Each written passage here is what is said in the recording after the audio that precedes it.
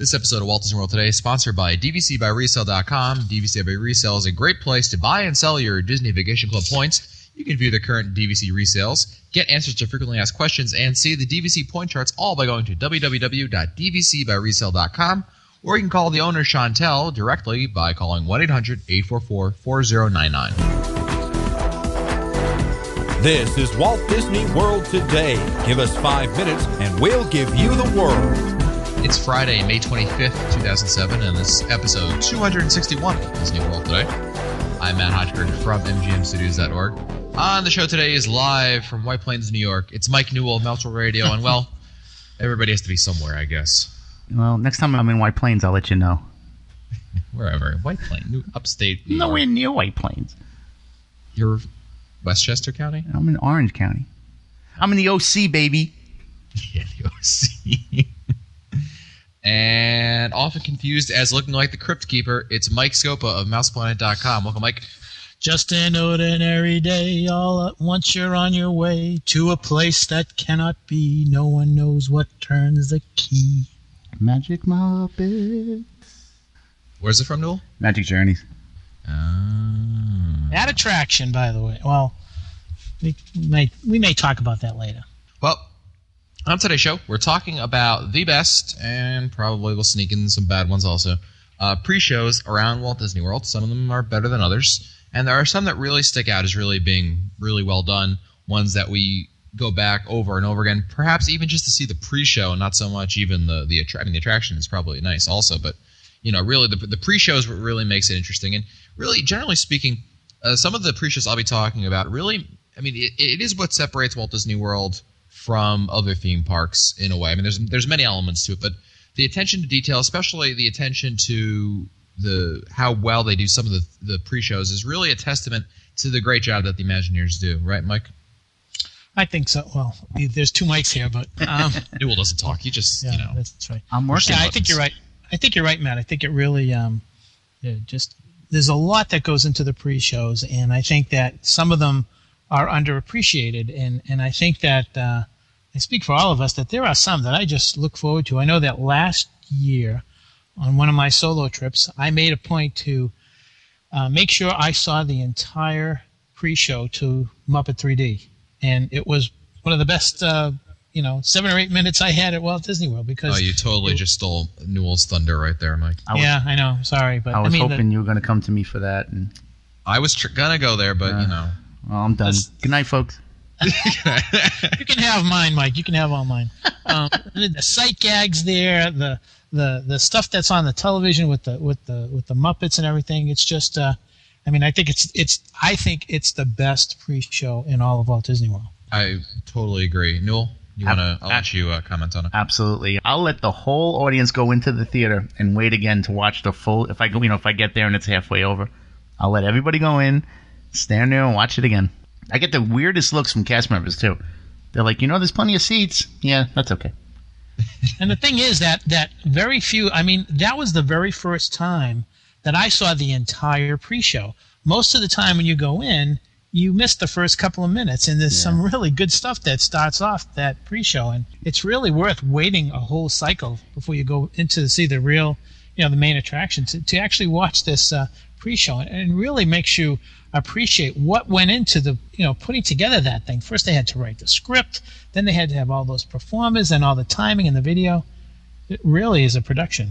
What's great about that pre-show, among other ones, is that not only is the video the centerpiece of the pre-show, there's so much else in that room.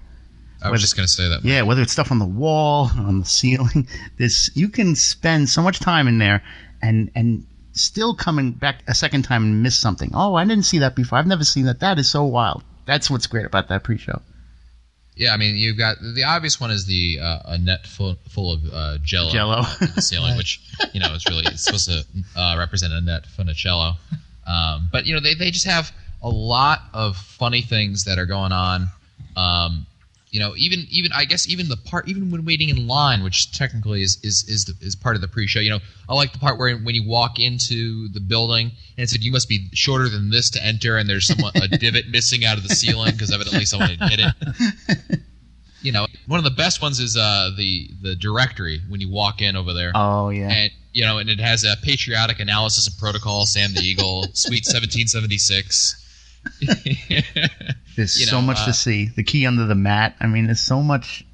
Just before you even see the full attraction that goes on, that you miss if you don't go to check. Stop and smell the roses, so to speak.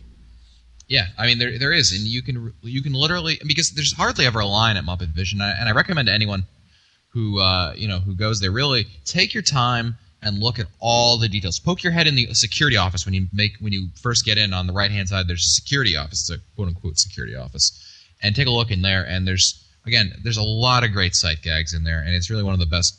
It is. I think we can all agree it's the best pre-show in all of Walt Disney World. Absolutely, it never gets old. Exactly. What else did you have on your list, Scopa? Let's see. I was thinking of, another pre-show would be the pre-show that is shown prior to the main attraction at Ellen's Universe of Energy. You like that? Well, it's very entertaining. Before you know it, you're ready to go in. I think the one of the barometers that people should use when judging a pre-show is how entertaining it is, to the point where before you know it, you're ready for the main attraction, and you're not saying, okay, when is this thing going to get over? When is this thing going to get over? I think it's very entertaining. Obviously, if you see the Jeopardy pre-show 100 million times, it's going to get boring. But for those people who haven't been to Universe of Energy since they turned it over to Ellen DeGeneres, and even those who haven't been there for a couple of years, I think it's refreshing to see that show. I have it. It's good. It's not bad. It certainly doesn't make a bad list. It's good. It's like on the same level as I placed it, with, say a Star Tours or, something. I can't think of any other examples, but, Star Tours, maybe even Soarin', one of those two. I mean, it's good, but it doesn't stick out of my mind. One that really sticks out of my mind, and it's one that we all love. I know we all like it, even Len, if he was here, would be Illuminations Reflections of Earth. It's not. You say, well, what pre-show? The music. I consider that a pre-show. I mean, I listened to Mouse World Radio just to hear that. 8:30 p.m. Eastern. 7 days a week. I love that. I love that music, and they've done a couple of iterations. Yeah, the one I'm playing now is not the current one, but I think that's the best one. Oh, it is the best one. Because I have the current one, I still rather leave the one that was prior to this. It's such a nice soundtrack. It just sets the mood so well if you're walking around World Showcase or sitting in your chair at your home and listening to it on Mouse World Radio, but which inevitably is probably the best use of it. But still, even in Illuminations, it really sets the mood very well. I think it's an amazing use of music that I would never listen to in any other point in my life, because I don't like that kind of music outside of Walt Disney World. But for some reason, it just strikes a chord with me. Yeah. I agree. I think you make a good point, Matt, when you start looking at all the different things that are in Walt Disney World. And when we talk about pre-shows, we're not necessarily just talking about the traditional shows like the podcast opening that I used, Magic Journeys, which was, I believe, that was the original pre-show for Captain EO, I believe. And then it got moved. Wasn't it? Wasn't it changed? Remember, Mike, you helped me with this a couple of weeks back. Somebody wrote a letter asking about Capture a Smile. Oh, Capture a Smile was for Imagination, I believe. Mm-hmm. I thought Capture a Smile... Well, wait a minute, you're right. Or maybe right. Capture a Smile was for Figment. I think Capture a Smile was for Figment. I didn't think Figment had a pre-show, because it's an Omni ride. All right, well, while this Epcot Love Fest continues, we'll move on. We'll continue this afterwards. Yes. One that I like for being really simple and quick and really original is I like the Tower of Terror pre-show, and for exactly those reasons. It's, first of all, any good pre-show is quick generally. I mean, they're good. Well, I guess I shouldn't say that because Muppet Vision is pretty long, but I do enjoy it. But I just like this one. I mean, it's good. It augments the ride very well, and there's, again, great attention to detail in that library room while you're watching it. If you choose not to watch it because you've seen it 1,000 times, I mean, you can look around. I like a lot of the trivia that comes out of there. So that's one on my list. Newell, did you have something else? Cranium Command has a good pre-show. Cranium Command had a great pre-show. Yeah. You're right about that. That one was great. I remember seeing it for the first time. I had zero expectations. It was like, well, first of all, it's right across from Making of Me, possibly the most awkward attraction in all of Walt Disney World. It's like, you know.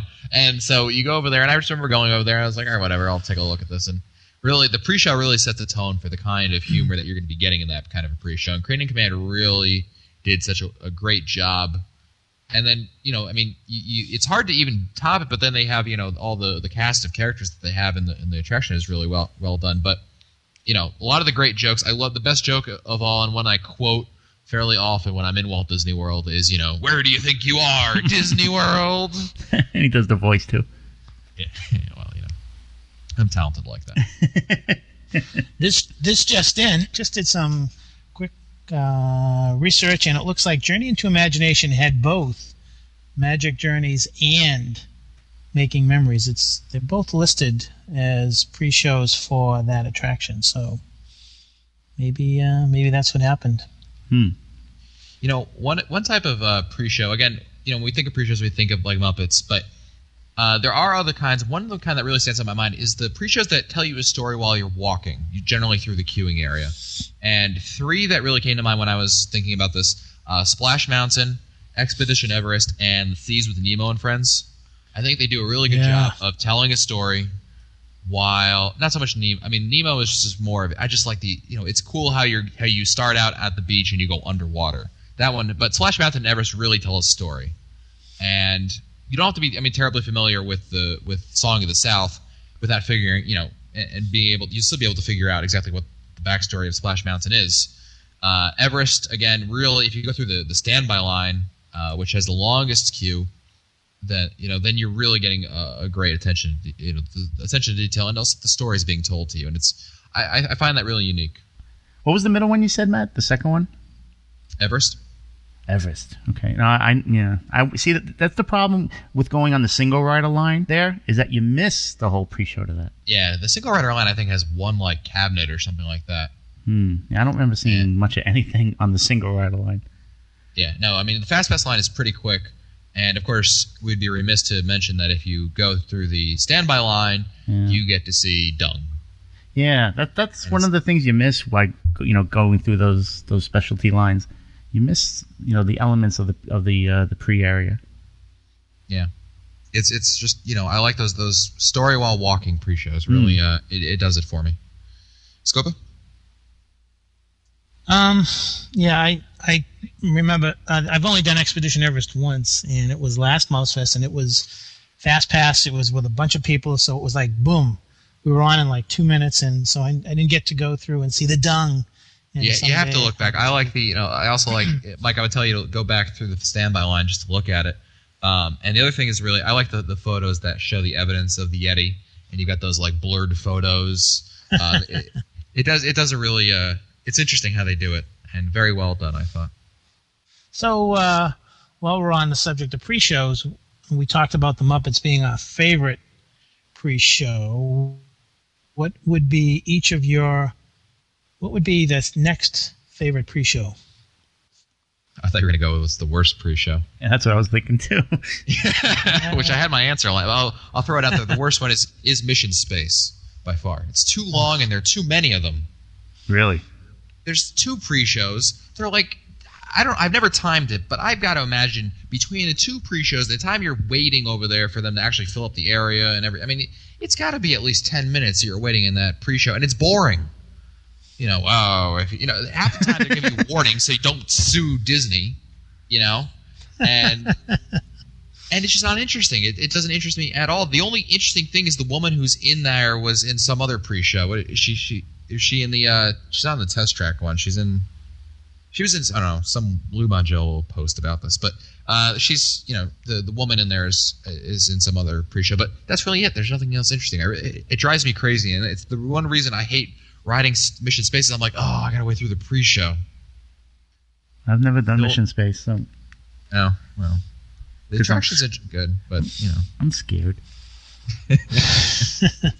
So what's your second favorite, Scopa? My second favorite one, and sometimes it wavers between that and the Muppets, is the Voices of Liberty before American Adventure. Yeah. I have to see that as that to me is a pre-show. It's a live pre-show because it precedes the actual, going up. I could see that. Considering if you were alive for the original rendition of it, back in the Revolutionary War, I suppose you would have brings back memories. He's old George, and back when you were driving those red coats out. I still have my shoes from Valley Forge. They kept up after all these. That was the Valley Forge. That was before Mangello moved over there. That's right. Second favorite. It's hard to say, actually. Yeah. I mean, nothing really. I mean, very few stand out like Muppets does. I mean, maybe Tower of Terror, but it's hard to say because I've seen it so many times. It's like it's so watered down in my mind. How about Rock and Roller Coaster? Yeah, that one was. Go ahead, Mike. That's pretty good because it kind of gets you. The Rock and Roller Coaster pre-show is very much like the Tower of Terror pre-show in that in the Tower of Terror pre-show, they're telling you the story, they're building the theme, and it gets you ready for it almost gets you ready for what's going to happen. Same thing for Rock and Roller Coaster. When you're there with Aerosmith and they have to go and we want to take our fans, the whole thing. So I think they both work kind of in the same way. So I think they're on the same level. I just remember the wow factor I had when the first time I saw it. And this is back in the day when they used to have the Chris character come out and there was interaction between the video and the human who's out in front over there. And really, first of all, the video is very good quality. It's a large screen, so it really almost feels like they're actually there because again, they have props in front of it to make it seem like Aerosmith is really in the across the glass from you, and that one really did it for me. That's. Oh, go ahead, Mike. No, squeeze it in. The pre-show for the Beauty and the Beast stage show. What's the name of that group? $4. Yeah, $4 for $1. Yep. They're great. Return to Zero, as they're known outside the park. Yeah, they're great. Yeah. I actually rode Soaring with one of those guys, the guy that does the bass. He was in line at Soaring. This was like 2 years ago, and I was talking with him and stuff, and he's been working there for a long time. He loves it, and he sometimes works at other theme parks. He was there with his family. He's just like another fan. It was kind of cool. Kind of neat to talk to him. Yeah, they're a lot of fun.